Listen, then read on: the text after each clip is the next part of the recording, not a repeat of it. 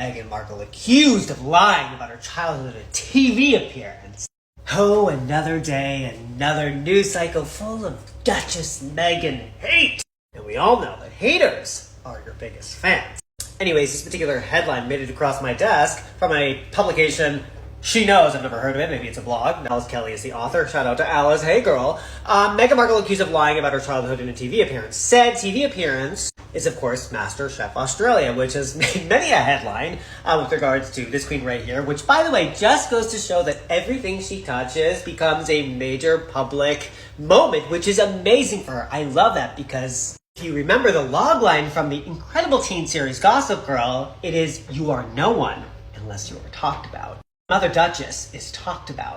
Anyways, what this particular article is addressing, the Duchess of Sussex talked about a childhood full of fresh Californian produce and home cooking, despite having a different account of the meal she ate as a kid on her Netflix series, Love, Meghan. Quote, "I grew up in California, and so, as you know, we have incredible produce. So you just have to start to love farm to table at an early age," Meghan, 44, told judges and contestants while appearing as a guest judge in an episode of the cooking show that aired a couple of days ago. Meghan then went on to praise her mother, Doria Ragland, shout out to Doria, describing her, quote, as an incredible cook, and noting that she spent her childhood watching so many cook shows. She added, "Food and cooking are how I show my nurturing and love for my family, friends, and kids." Now, down below, the article that brings up a 2025 episode of Love, Meghan, where Meghan, quote, their words, painted a slightly different depiction of her childhood and food and whatnot. Quote, "I was a latchkey kid," she said. "I grew up with a lot of fast food and also a lot of TV tray dinners." Markle was raised by a single working mom and said that microwavable children's meals were entirely normal for her childhood. Quote, "I used to eat a lot of Pollo Loco," which is a fast food place here in LA, Taco Bell, Jack in the Box, because my mom loved their food, she said. First and foremost, no hate to Alice Kelly in this article. She's just, she doesn't make it personal. It's more factual, so I like that. Okay, two things can be true at once. You can love fast food, as I do, and you can also love farm to table. Now, I don't cook, nor do I go to a farm, but I do love produce, I do love healthy foods. So you see what I'm saying? It's like, just let this woman live, make her TV appearance, make headlines, and be fabulous.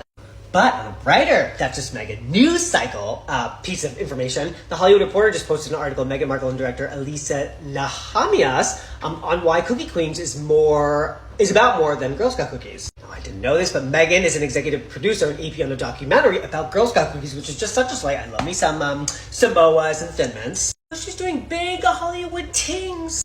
And if that isn't fabulous enough, Women's Wear Daily did an article about Meghan's fabulous Hermes sheeper sandal. From Hermes, they're right here. If you're an Hermes girly like I am, you have sheeper sandals. So you know what? Duchess Meghan is making headlines, and that's all you want from our AA++ list celeb and Duchess and just the People's Princess. That's all. You were in Suits for 2 years. Yeah. You work with Meghan Markle? Yeah. Yeah, what was that like? It was cool. We didn't really have scenes together, so I'd see her, and she was really nice, really cool. My best friend, that's talking about Chris, he's a stage manager. He used to stage manage Deal or No Deal. Uh-huh. And Megan used to be on Deal or No Deal. Uh-huh. He's had more interaction with her than I did. But she was always cool. Let me ask you something. Did you know she was black? Yeah. I mean, like, I'm like, yo, I got black dar, so we see it. Yeah. But at the same time, like, I can see where a lot of people be like, I didn't know. The great thing is that she knew. She knew. If an adult is barely able to survive the bullying and predation of the online world and the dangers that these platforms bring, how is a child? So speak up. Demand better from the platforms shaping our children's lives. Be an example in your own social media use of how to be intentional in every moment that you like, that you comment, that you post, that you share. We could all universally agree on one thing. We want our children to be safe. Let our children look back at this moment and let them feel proud of us, that we chose something better for them and for us all. What's the price for being the first biracial British princess? Is it hate, harassment, and mistreatment? I think so. No matter what she does, she gets treated so badly in the press, whether it's what she wears or how she wears her hair. She even gets accused of things like secretly recording other royals during engagements when there is no evidence that she has ever done anything like that. However, last week, there was evidence that she did it. You can see the little recording device there under her lapel. It's hidden. You can see the hidden device a little bit better in this AP photograph. No one cares that she's wearing a recording device, but why hide it? It's almost as though the Kensington Palace offices don't know how to be honest. Just like up there, who cares that she's wearing a mic on her solo hike, only it wasn't a solo hike. You know, why lie? Why are all these white lies happening? Because they're used to getting away with it. Just like, you know, she can wear pants to Wimbledon and no one bats an eye. When Meghan wore pants to Wimbledon, she got eviscerated. When Meghan wears pants that are chic and long like this is a suit that Meghan would wear, that Meghan has worn. This is styled the way that Meghan would wear it. She normally wears coat dresses or polka dots or something, you know? But here she is doing what she knows Meghan was abused in the press for, and it's almost like she's saying, okay, when I do it, watch, everything's a-okay, because I'm not a biracial American princess. I prefer a princess who is positively impactful, is original in her style, is empathetic and kind, and tells the truth. I wrote a bit about it. If you'd like to read about it, check out my Substack, links in bio. I'm a former MasterChef post-producer. Bet you didn't think that one was coming. And you best believe I was keen to hear the goss on what Meghan Markle was like on set. So I hit up an old friend of mine who still produces, and I was like, any goss on Meghan? And they said, absolutely lovely, incredibly down to earth, normal, and yeah, just was also really good at judging and succinct, because that's the thing about the judges. As a post-producer, you do have to cut them down a lot. They might talk for 15 minutes, you have to get it down to 2 minutes. The waffle is waffling, you know, they waffle like you would not believe. So yeah, anyway, just thought I'd throw that out there. She was lovely, her entourage was lovely. I'll put the little message in the TikTok. And yeah, apparently she was awesome. Haters gonna hate. I do want to know how much they got her for. I feel like she actually would have been a bargain. Controversial, but I feel like she wouldn't have been that expensive. I feel like she would have felt like she wanted to do it, and also it would have been a good publicity thing. So yeah, I don't reckon it would have been that expensive for Channel 10 or Endemol Shine. They also just don't have any money anymore, so...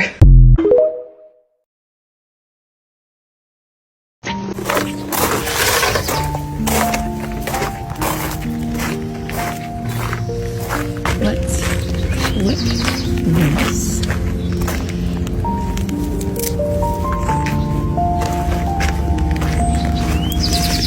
So we can make this.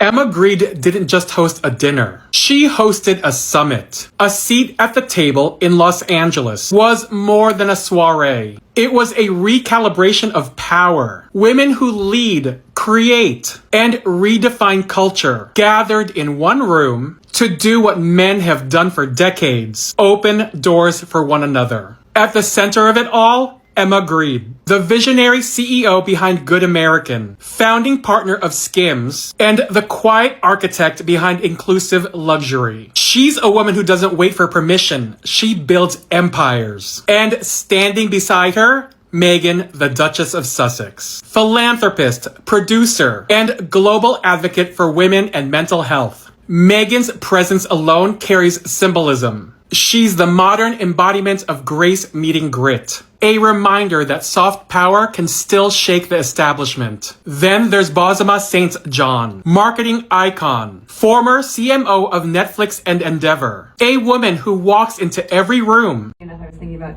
something my husband told me ages ago, because we all go through experiences and life is full of surprises. But you know, he was a helicopter pilot in the British Army for 10 years.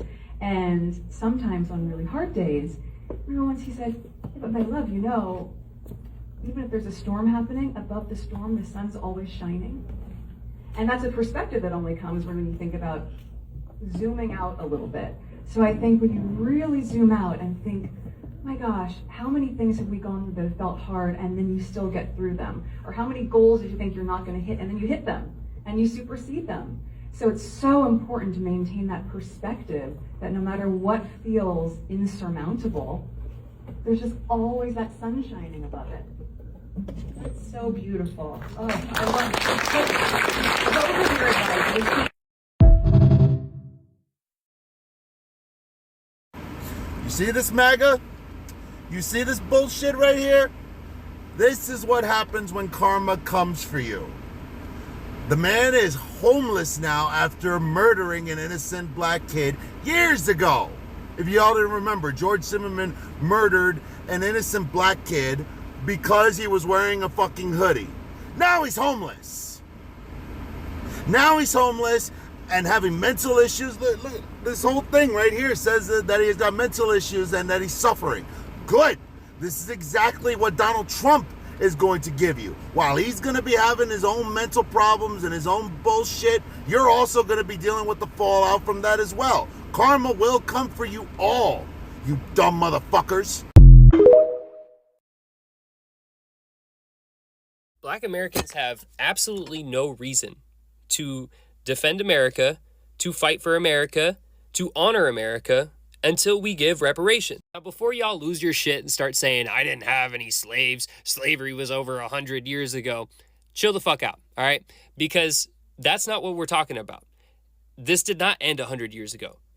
Slavery was not the end of all discrimination. It was not the end of all wealth being stripped and taken from Black Americans. Reconstruction era, Jim Crow era, Civil Rights era, the crack epidemic, there's not a point in time where America was not putting down Black Americans, taking their wealth from them, and preventing them from building capital. I went through and listed a whole bunch of Black towns that were destroyed by angry white mobs. Many of these towns were self-sufficient, and many of them had very wealthy Black residents like Jack Hawley, who had like 700 acres, a granary, a general store that was taken from him and never given back. He never got any reparations for it. That is wealth and capital that could have been passed on generationally that was stopped by white America. And it wasn't just the angry racist mobs that were causing this wealth inequality.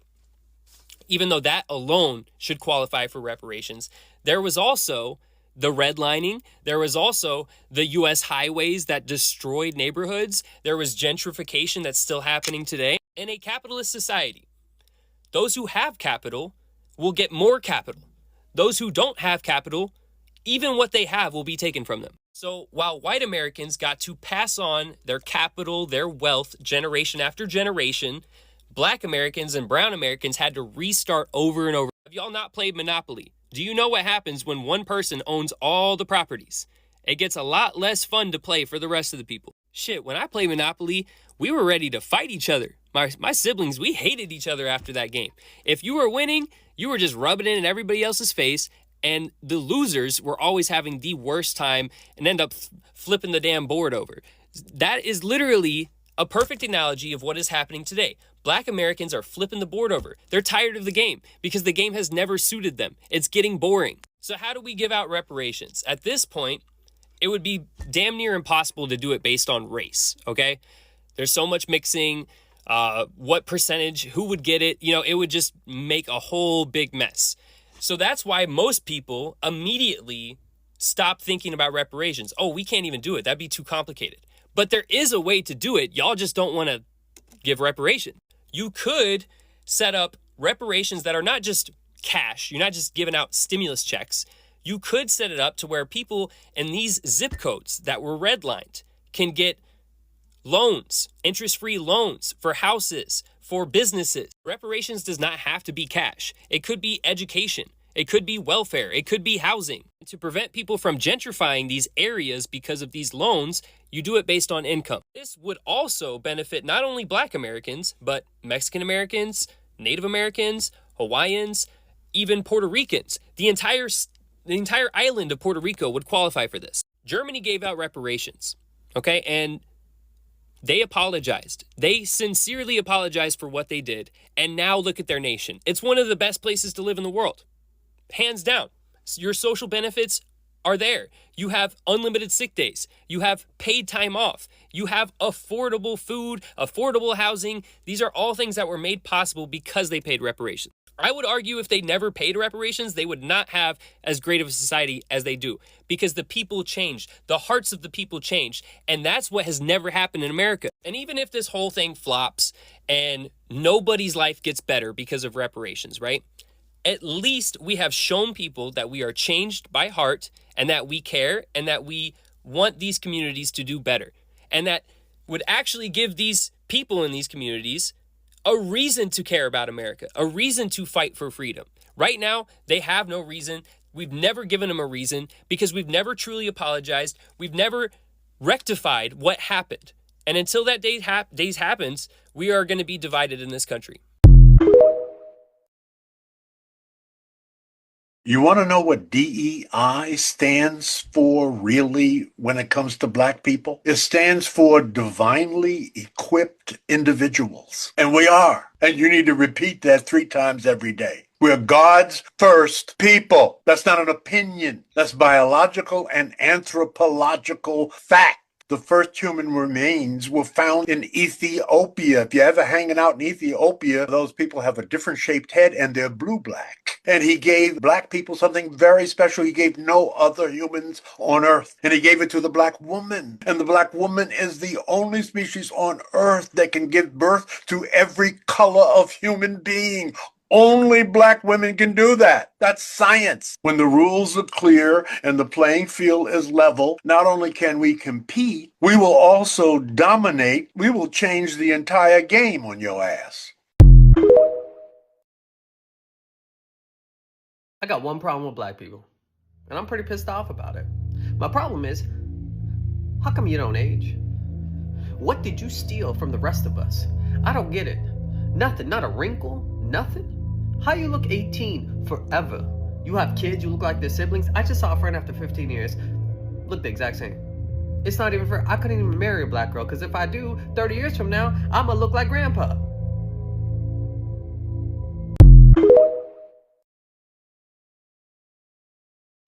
I just absolutely love black people. Just want to put that out there. I love black people. I love y'all, man. Like, for real, exceptional. Like, and I don't just love black culture. I don't just love black music. I don't just love black women. I love black men. I love black people, period. I think black people are the most beautiful people on this earth. Y'all are the most beautiful outside and on the inside. I love the way black people have gone through the hardest struggles in the entire world, and yet they always find enough love to love each other and to love other people as well. Y'all are the most welcoming people in the whole world. I mean, the most beautiful ever. Have you ever seen a black person laugh? I mean, it is so great. And it is within that struggle that you can still find the joy and beauty. I mean, the persistence, the strength, the tenacity of black people. It's just all inspiring. When I was younger, I used to wish I would wake up and become black. Like, I would tell people my beauty marks or my blackness coming through, and I would just wish that one day they would just take over my whole body and I could be black. Like, that's how much I just love black people. I love them so much. I love them so much that I've only ever seriously dated black women. I've only ever married a black woman, and I've only ever had kids with black women as well. I love black people just so much.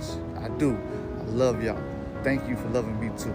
Now, you notice how I didn't mention anything about how I didn't like white people, about how white people aren't beautiful, and about how white people aren't good.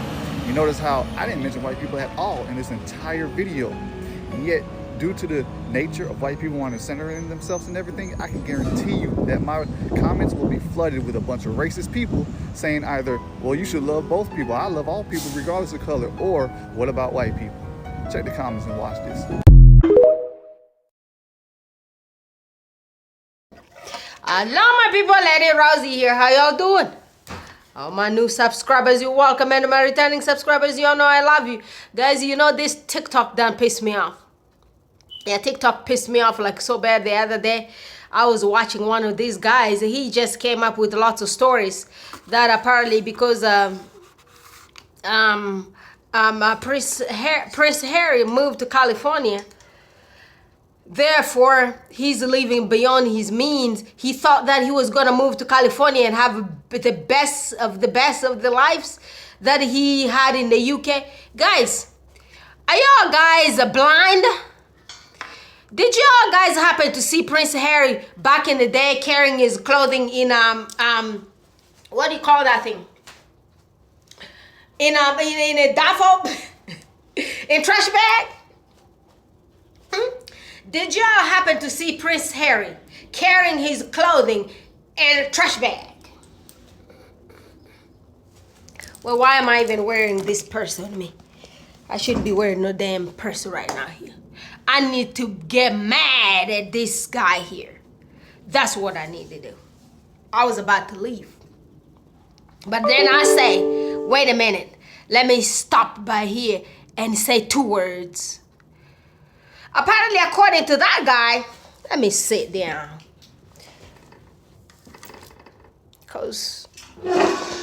Let me sit down. So this guy came up with nonsense stating that because Prince Harry moved to California, he does not have a lavish life that he used to have in the UK. He was well treated with taxpayers' money. Those people kind of cared for him. They had people attending to him. I'm asking this guy, I don't know who he really is. One of these tabloids, all these dumb people. One of these dumb people who doesn't even know what he's talking about. Does he really know that a place? Does he know what really happens inside that monarchy? Has he ever seen Prince Harry before? When that dude used to live in that one of them tiny homes? He never seen one of them videos? There's the picture of that house everywhere where that dude used to live. My house looks better than that house. Oh yeah, I'm telling you the truth. And I got all kind of suitcases to carry my stuff in. I don't carry my stuff in no damn trash bags. And I ain't no royal. Well, of course I am. Yeah.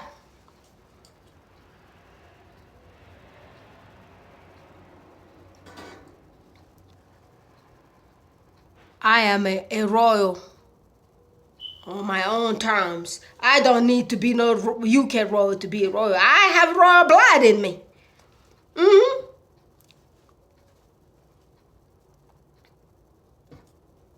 These people, they don't really know what they're talking about. That's where it hurts me. I do not like people. You call yourself a journalist, you present yourself here out in public, and then you come spew hate and talking about stuff that does not have no.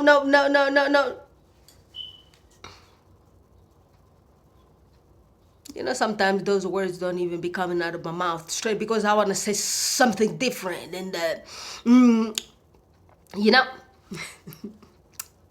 these people are so sick. They're like, well, Prince Harry thought he was going to get billions of dollars on Netflix show, and then he ended up getting $10,000, $10 million, and then he thought he was going to get money from Elton John. This guy does not need your money. He does not need no money from monarchy. He does not need no money from Elton John, okay? This guy was married to a black woman who's a millionaire already, who worked in Hollywood for years. And right now run her own businesses out here, does her own stuff. For years, she's been around here, independent black woman who did not need no help from all of y'all guys. Did y'all guys not see the articles around? There were articles. There were videos. There were lots of stuff that was said out here. Charlie Boy refused to take care of Meghan's success. Charlie Boy said he was not going to finance anything Meghan's success. He said he did not have money. That dude said he only had money to support Mick Mambus. Because Mick Mambus can bow down to him. Mick Mambus can take all kind of bullshit. That dude refused to support Prince Harry and Meghan's success. So y'all guys thinking because they left that thing there, they lost all the privilege. I don't know what did they lose? Nothing. They gained everything. Freedom, financial freedom. They got money of their own. They got businesses and all of those. They have foundations. Foundation one. Actual foundation. It's helping people. These two have their Invictus games. Okay? They have the Invictus games. What does Bully and the other one they have? What does the Bully and Mick Mambus have? What does Mambolina have? Nothing.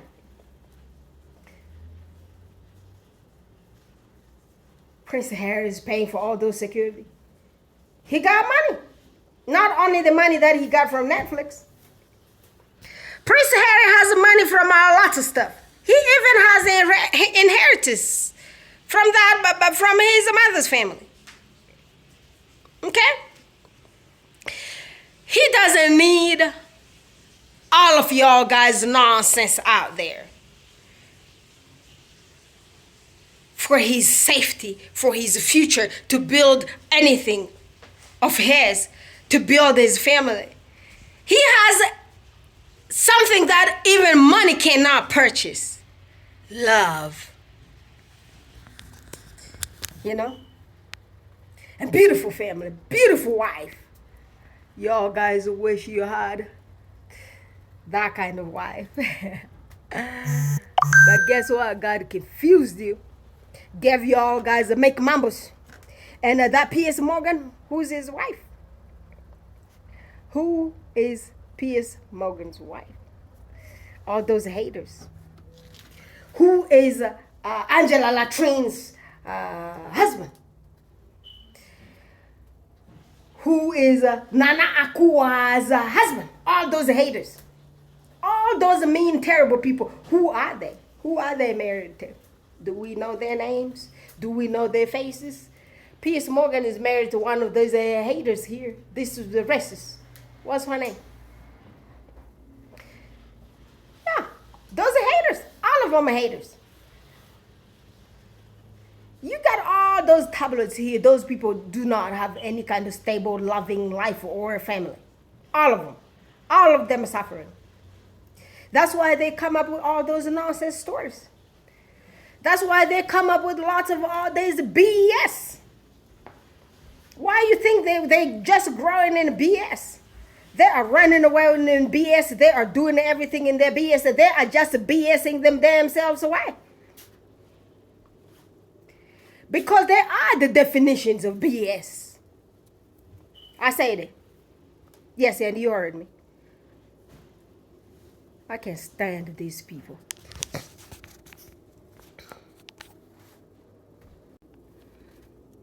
And you're going to sit around there telling me Prince Harry's leaving behind his means. He ain't got no money. He's broke. He did have all those money when he was on that salty island. No. He didn't have nothing. He was carrying his clothing in trash bags. If you didn't see that, I'm telling you, go check the internet. Go check the apartments that he used to live in before. Okay? And then you're going to come back to me and then we're going to talk. All right, family, all of y'all guys, please go subscribe to all the success friendly channels. I do love you. Please go to my brother Baron. Brother, I love you and I do appreciate you for all keeping us out here. And I saw one of Squatty's, Joy Armour, passed away. My condolences, deepest condolences to her family. That was one of our queens around here. My queen, rest in power. And God, may your soul rest in peace. Please go subscribe to all the other success friendly channels. I'll talk to you guys again later. Bye for now.